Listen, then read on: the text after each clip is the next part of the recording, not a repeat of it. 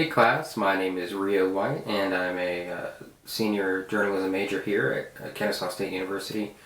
I was actually born in the state of Montana, but when I was 3 years old, our family moved to Tennessee, lived there for about 8 years, and then 11 years ago, our family moved here to Georgia, and I've been living up in the city of Canton for the last 11 years. And in terms of what I want to do, in the future, so 5 years from now, I hope I'll be in a news station or a newspaper. I'm a avid writer. It's what I've been doing for a long time here at KSU, and I hope to use that more in the future. And whether that's here in the Atlanta area would be nice, but I'm more than willing, of course, to take a job in any other city or state, even a different country, perhaps, if I have to. In terms of something that's quirky about me, I'm really into the history of sports as well as the history of trains. I know those are two very different things, but part of my background, which ethnically is I'm half Japanese, trains are a huge part of Japanese history and culture, and it's something that I've been fortunate to learn a lot about in the times that I've been over to Japan to see my family. And so I like to study about, how long have trains been in Japan, what types of trains have they used, whether they're coal power or electric or diesel, and, how prevalent they are in society, because in Japan, public transportation is very vital, especially in the big cities like Tokyo, of course, but really everywhere.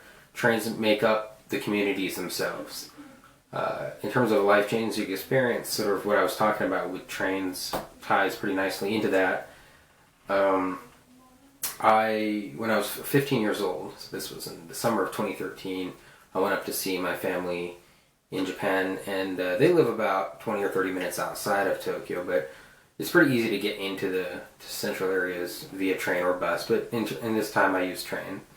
And this life-changing experience was my first time walking Tokyo by myself without parental, guidance of any sort. It was pretty incredible to see not only the big buildings, which is pretty obvious, but just the fact that there's so many people out there, and that you gain that perspective of feeling like an ant in a big city. There's this constant machine going around you. Everything is happening, and you're one person. You can't really control much when you're in that environment. When you're in your own hometown, let's say up in Canton, where I live, for example, you feel like you kind of know a lot of people, and it's like, well, you're used to seeing the same things every day. But Tokyo is so big that every block is something different. There's very little monotony when it comes to Tokyo. It's every block, every little neighborhood has its own vibe to it, and I think that's really cool. And so I kind of went to some of the older areas as well as some of the newer areas,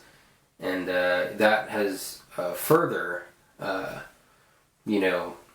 pushed me toward wanting to become a journalist, and really specifically a journalist in communities and telling the story of communities.